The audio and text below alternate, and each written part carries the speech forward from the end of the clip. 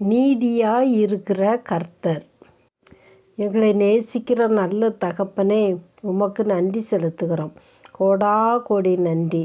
நல்லவரே உமக்கு ஸ்தோத்திரம், வல்லவரே உமக்கு ஸ்தோத்திரம். ஏசுராஜா, இந்த வேளையிலும் உம்முடைய நாமத்தை குறித்து தியானிக்கும்படிக்கு எங்களுக்கு கிருபை செய்யுங்கப்பா. நீர் எங்களோடு பேசும். உங்கள் வார்த்தைகளை நீர் வெளிப்படுத்தும். என்னென்ன பேச நீர் சித்தம் வைத்திருக்கிறீரோ அந்த வார்த்தையை நீர் தாரும். நீரே மகிமைப்படும். இயேசுவின் மூலமே ஜெபிக்கிறோம் நல்ல பிதாவே, ஆமேன். வேத புத்தகமாகிய தேன்கூட்டிலிருந்து ஒழுகும் தெளிதேனின் சில துளிகள். பிரியமானவர்களே, வேதம் சொல்கிறது, எரேமியா 23ஆம் அதிகாரம் 6ஆம் வசனம் இப்படியாக சொல்கிறது, அவர் நாட்களில் யூதா ரட்சிக்கப்படும், இஸ்ரவேல் சுகமாய் வாசம் பண்ணும். அவருக்கு இடும் நாமம் நமது நீதியாய் இருக்கிற கர்த்தர் என்பதே. பிரியமானவர்களே, கர்த்தருக்கு இடும் நாமம் நீதியாய் இருக்கிற கர்த்தர் என்பது. ஆம், அவர் நீதியாய் இருக்கிறார். அவரிடத்தில் அநீதி என்பதே, அநியாயம் என்பதே கிடையாது. அவர் முழுவதும் 100க்கு 100 நீதியாய் இருக்கிறார். ஆம், எந்த சூழ்நிலையில் இந்த வசனம் சொல்லப்பட்டதென்றால், இஸ்ரவேலர்களும் யூதா மக்களும் அடிமையாக பாபிலோன் தேசத்துக்கும் அசிரிய தேசத்துக்கும் கொண்டு செல்லப்பட்டு அங்கு அவர்கள் வேதனைகளையும் சஞ்சலங்களையும் அவங்கள் பல பாடுகளையும் அனுபவித்தார்கள். அப்பொழுதுதான் அங்கு வேதனைப்படுகிற அந்த காலத்தில்தான் எரேமியா தீர்க்கதரிசி மூலமாக இந்த வார்த்தை சொல்லப்பட்டது. அவர்கள் எல்லோரும் மனம் திரும்பி கர்த்தரே தேவன் என்று வருகிற அந்நாட்களில் யூதா ரட்சிக்கப்படும், இஸ்ரவேல் சுகமாய் வாசம் பண்ணும், அவருக்கு இடும் நாமம் நமது நீதியாய் இருக்கிற கர்த்தர் என்பதே. ஆம் பிரியமானவர்களே, அவரை சேவிக்காமல், அவரை வழிபடாமல், அவரை தெய்வமாக நினையாமல், பாகாலையும் விக்கிரகங்களையும் அஸ்தரோத்தையும் இன்னும் பல காரியங்களையும் மாயையும் பின்பற்றி இஸ்ரவேல் ஜனங்களும் யூதா ஜனங்களும் சோரம் போனார்கள். ஆம், கர்த்தர் தீர்க்கதரிசிகள் மூலமாக எவ்வளவோ எச்சரித்தார். இந்த தீர்க்கதரிசிகள் சொன்னதையும் மக்கள் கேட்கவே இல்லை. ஆட்சி செய்த ராஜாக்களும் கேட்கவே இல்லை. எரேமியா தீர்க்கதரிசி எவ்வளவோ சொன்னார். ராஜாவும் கேட்கவில்லை, மக்களும் கேட்கவில்லை. எனவே கொஞ்சம் பேரை அசிரியர்கள் கொண்டு சென்றார்கள் அடிமைகளாக. சில பேரை கல்தையர்கள் கொண்டு சென்றார்கள். ஆம், இப்படி அவர்கள் சென்ற இடங்களிலெல்லாம் அடிமைகளாக வாழ்ந்து கஷ்டப்பட்டு கொண்டு இருந்தார்கள். ஆம், இதற்கு காரணம் என்னவென்றால், ஒரே ஒரு கட்டளையைத்தான் ஆண்டவர் சொன்னார், என்னையன்றி உனக்கு வேறு தேவர்கள் உண்டாயிருக்க வேண்டாம் என்று. ஆம், அவரை வழிபடும் பொழுது அவரை மட்டும் முன்பாக வைத்து அவரை சேவிக்கும் பொழுது சுபிட்சமாயிருந்தார்கள்.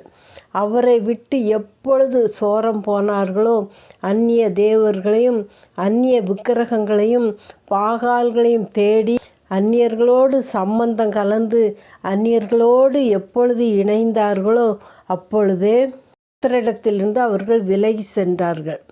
கர்த்தருடைய எச்சரிப்பு எவ்வளவு வந்தும் அவர்கள் அந்த எச்சரிப்பை கேட்கவே இல்லை. அவர்கள் மனம் திரும்பி வந்தபோது அவர்கள் தேசத்துக்குள்ளாக அவர் ஒருவேளை அந்நியரிடத்தில் கர்த்தர் விற்று போட்டாலும் தன்னுடைய ஜனங்கள் மேல் அவர் கரிசனை உள்ள தேவனாய் இருந்தார். எப்பொழுது என் மக்கள் மனம் திரும்புவார்கள், எப்பொழுது என்னை நோக்கி பார்ப்பார்கள் என்று கர்த்தர் ஆவலோடு காத்திருந்தார். ஒரு தகப்பன் எப்படி பிள்ளைக்காக காத்திருப்பாரோ அதே போல கர்த்தர் காத்திருந்தார். ஆனால் மக்களோ அந்த அடிமைத்தனத்துக்குள்ளிருந்தும் கண்டுகொள்ளவே இல்லை. ஆனாலும் கர்த்தர் அவர்களை எப்படியாவது அவர்களுக்கு சகாயம் பண்ணும்படி நேபுகாத்நேச்சார் கண்களில் கூட தயை அனுப்பியிருந்தார். அப்படியெல்லாம் மக்கள் இருக்கிற பொழுதுதான் தீர்க்கதரிசி மூலமாக கர்த்தர் சொன்னது, யூதா ரட்சிக்கப்படும், இஸ்ரவேல் சுகமாய் வாசம் பண்ணும். ஏனென்றால் அவருடைய நாமம் நீதியாய் இருக்கிற கர்த்தர். அவர் நீதி செய்கிற தேவன். அவர் மனிதனுடைய செய்கைக்கு தக்கதாக நீதி நியாயங்களை நடப்பிக்கிற கர்த்தர். மனிதனுடைய கிரியைகள் சரியாய் செம்மையாய் ஒழுங்காய் கிரமமாய் இருந்ததானால் கர்த்தர் அவனுக்கு சகாயம் பண்ணுவார். ஏனென்றால் கர்த்தரை நம்பினால் நீங்கள் பிழைப்பீர்கள் என்று வேதம் சொல்கிறது. கர்த்தரை நம்புகிறவர்கள் சித்தி பெறுவார்கள் என்று வேதம் சொல்கிறது. கர்த்தரை நம்புகிறவர்கள் என்றென்றைக்கும் அசையாமல் நிலைத்திருக்கும் சியோன் பர்வதத்தை போல் இருப்பார்கள் என்று வேதம் சொல்கிறது. ஆம், கர்த்தரை நம்பும் பொழுது அவர்கள் அசைக்கப்படுவதே இல்லை.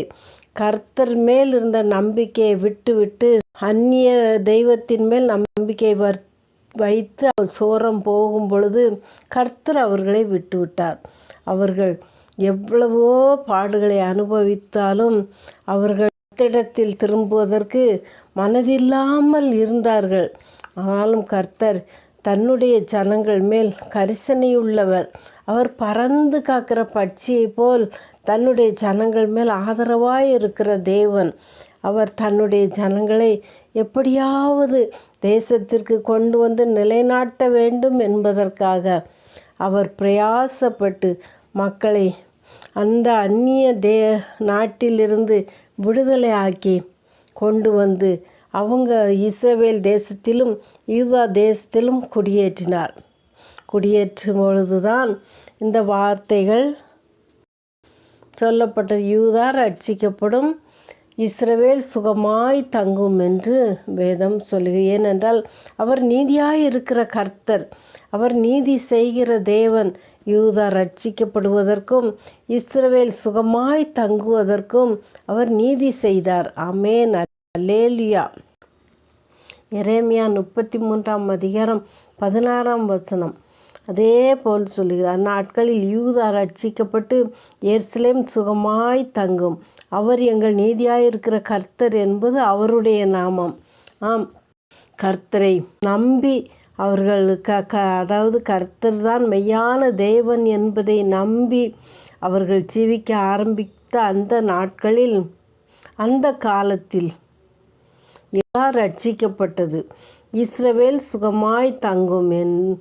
அவர் எங்கள் நீதியாய் இருக்கிற கர்த்தர் என்று எரேமியா தீர்க்கதரிசி சொன்னார்.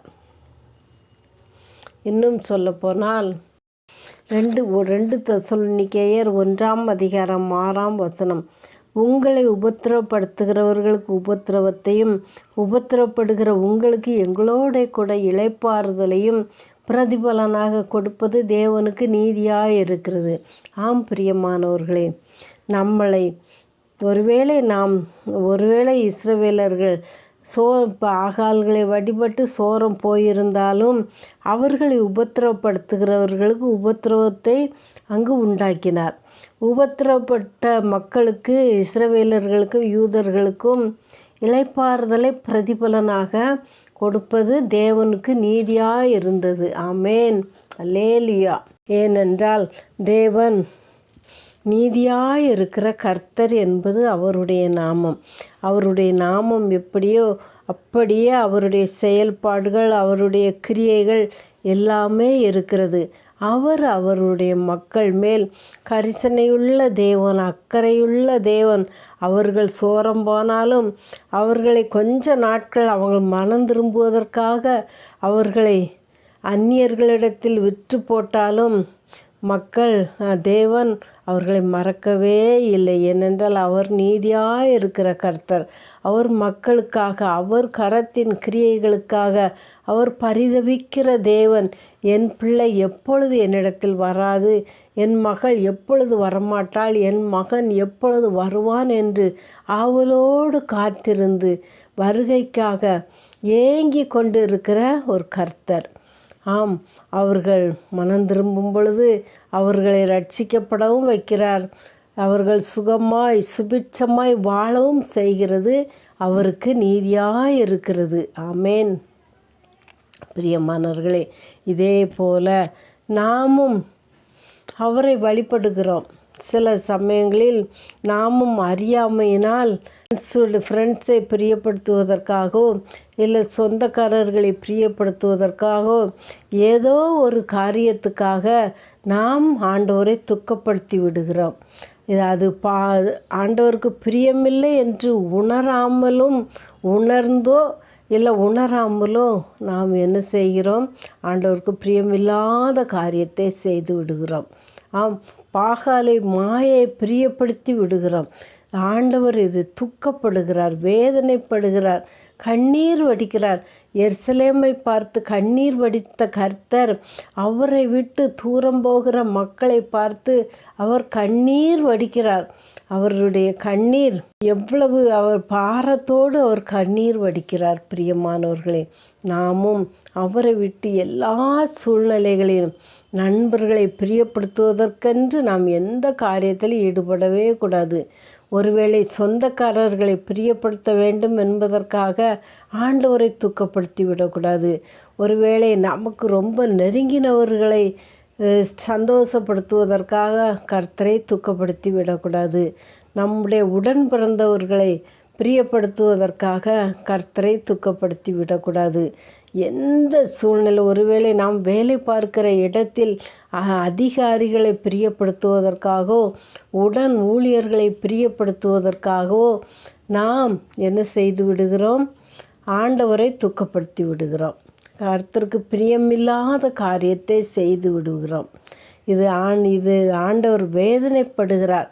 நாம் எல்லா சூழ்நிலையிலும் அவருக்காக வைராக்கியமாய் பக்தி வைராக்கியமாய் நாம் இருக்கும் பொழுது நம்மை அந்த இக்கட்டான சூழ்நிலையிலும் நம்மை காப்பாற்றுவதற்கு கர்த்தர் பறந்து காக்கிற பட்சியை போல நம்மேல் ஆதரவாய் இருக்கிறார். நாம் ஒருவேளை அந்த சூழ்நிலையில் சென்றுதான் ஆக வேண்டும் என்றாலும் நாம் அவரிடத்தில் நாம் விண்ணப்பத்தோடு நாம் பாரமான விண்ணப்பத்தோடு நாம் ஜெபிக்கும் பொழுது நம்மை அந்த இக்கட்டிலிருந்து விடுவிக்கிற கர்த்தர் அவர். ஆம், அவர் நீதியாய் இருக்கிற கர்த்தர். அந்த அநீதிக்கு நம்மை ஒப்பு கொடுக்கவே மாட்டார். அவர் நீதியாய் இருந்து நம்மளை பாதுகாக்கிற கர்த்தராய் இருக்கிறார். இந்த தேவனை பெற்ற நாம் பாக்கியவான்கள், பாக்கியவதிகள். நீதியாய் இருக்கிற கர்த்தர் நம்முடைய விஷயத்தில் அவர் நீதியாகவே இருக்கிறார். நமக்கு அநீதி செய்கிற தேவனே அல்ல, நமக்கு அநியாயம் செய்கிற தேவனும் அல்ல. நமக்கு நீதி செய்கிறவர். எல்லா சூழ்நிலையிலும் நம்மை காக்கிற கர்த்தர். நாம் சந்தர்ப்ப சூழ்நிலைக்கு தக்கபடி மாறி விடாதபடிக்கு எல்லா சூழ்நிலையிலும் நாம் அவருக்காக உறுதியாய் வைராக்கியமாய் விசுவாசமாய் இருந்தோமானால் அவர் நமக்காக யாவற்றையும் செய்து முடிக்கிற தேவனாய் இருக்கிறார். நமக்காக எல்லோர் கண்களிலும் தயவு அனுப்புகிற தேவனாகவும் இருக்கிறார். அவர் தயவுள்ள கர்த்தர். ஆம், அவர் தயவுள்ளவனுக்கு தயவுள்ளவராக இருக்கிறார். நாம் கர்த்தருக்காக உறுதியாக இருக்கும் பொழுது நமக்கு அவர் மனிதர்கள் கண்களில் தயவு செய்கிற கர்த்தராய் இருக்கிறார். நாம் கர்த்தரை நம்பிக்கையாய் கொண்டிருக்கிற மனுஷன் பாக்கியவான். நாம் அவரை நம்பிக்கையாய் வைத்திருக்கும் பொழுது இந்த எல்லா சூழ்நிலைகளிலும் எந்த சூழ்நிலைகளிலும் அவநம்பிக்கையோ அவ்விசுவாசமோ அற்ப விசுவாசமோ கொள்ளாதபடிக்கு திட விசுவாசத்தோடு திட நம்பிக்கையோடு கர்த்தரே தேவன், கர்த்தரே தேவன், கர்த்தரே தேவன் என்று நாம் உறுதியோடு இருக்கும் பொழுது அவர் நம்மை பறந்து காக்கிற பட்சியாய் நம்மேல் ஆதரவாய் இருந்து காக்கிற நீதியுள்ள கர்த்தராய் இருக்கிறார். ஆமேன், அல்லேலுயா. இந்த தேவனை தெய்வமாய் கொண்டிருக்கிற நாம் பாக்கியவான்கள். ஆமேன், அல்லேலுயா. ஜெபம். எங்களை நேசிக்கிற நல்ல தகப்பனே, உமக்கு நன்றி செலுத்துகிறோம். நீர் நீதியாயிருக்கிற கர்த்தர் என்பதை நாங்கள் சற்று நேரம் பார்த்தோம் சுவாமி. நீர் நீதியாயிருக்கிற கர்த்தரப்பா. எங்களை பாதுகாப்பதற்கும் நீர் நீதியாயிருக்கிறார். நாங்கள் சோரம் போயிருந்தாலும், உமக்கு பிரியமில்லாத காரியங்களை செய்திருந்தாலும், அதிலிருந்து எங்களை தப்புவிப்பதற்கு நீதியாயிருக்கிற கர்த்தராயிருக்கிறீரப்பா. இந்த தேவனை பெற்ற நாங்கள் பாக்கியவான்கள், பாக்கியவதிகள் ராஜா. உமக்கே கோடா கோடி நன்றி உண்டாகட்டும். இயேசுவின் மூலமே ஜெபிக்கிறோம் நல்ல பிதாவே. ஆமென். அல்லேலூயா.